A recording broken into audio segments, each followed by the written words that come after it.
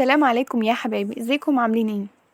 عارفه انكم مش دايما بتحسوا ان الحياه ماشيه بالطريقه اللي انتوا عايزينها، او انكم اوقات بتكونوا في مواقف صعبه. بس لو سمحتوا خلوني اقول لكم حاجه بجد من القلب.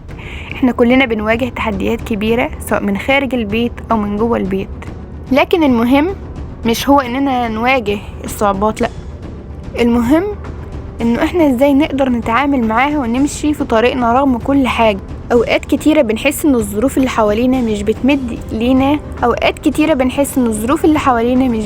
ايدها لينا، سواء كانت ظروف مادية اجتماعية او حتى داخل البيت نفسه. ممكن تلاقي ناس بيقللوا منك او مش قادرين يوفروا لك الجو المناسب علشان تذاكر او تشتغل، وفي ساعات تانية ممكن حتى تسمع منهم كلام جارح زي مفيش فايدة او انت مش هتقدر توصل للي عايزه، مش كفاية. ده كله بيحسسك انك مش قادر تكمل، واحيانا ممكن تفتكر كلامهم صح، انك مش هتقدر تكمل في طريقك. وده مش بس بيأثر على نفسيتك لكن كمان بيقلل من طموحاتك،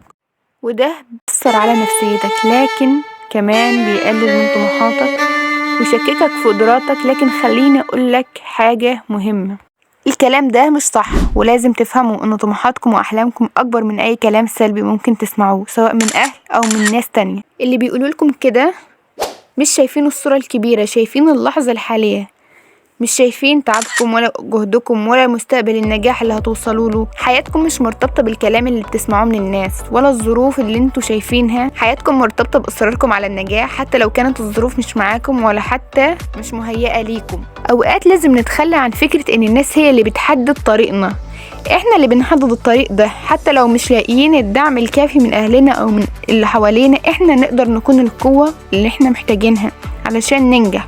وصدقوني لو قعدنا نستني الظروف علشان تكون مثالية علشان ننجح هنبقى منتظرين طول العمر. دايما حط في اعتبارك ربنا، انا، الناس. لازم دايما تفكر طالما ان الحاجة اللي بتعملها اولا هتفيدك، اولا ربنا بيحبك وانت بتجتهد في العلم، طالما ربنا راضي عنك وانت راضي عن نفسك مالكش دعوة بالناس، توظف الناس.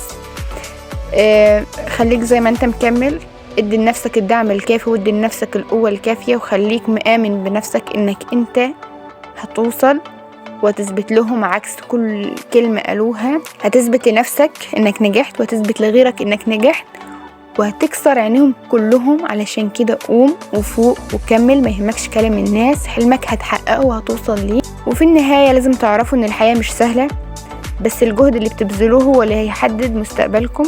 كل حاجة صعبة هتعدي وكل لحظة تعب هيكون ليها ثمرة. فلو كنتوا حاسين ان الدنيا مش ماشية معاكم او انكم مش لاقيين الدعم، افتكروا ان كل واحد فيكم يقدر يكون قوي لو اتخذ القرار ده. ثقوا في نفسكم، استمروا، حاربوا علشان احلامكم، لان كل جهد بتحطوه في الطريق ده هيوصلكم لمستقبل افضل. لو استفدتوا من الفيديو ده اشتركوا في القناة علشان تلاقوا دايما كلمات تحفزكم وتساعدكم تمشوا في الطريق اللي عايزينه. سلام عليكم، وبإذن الله نلتقي في فيديو قريب. باي.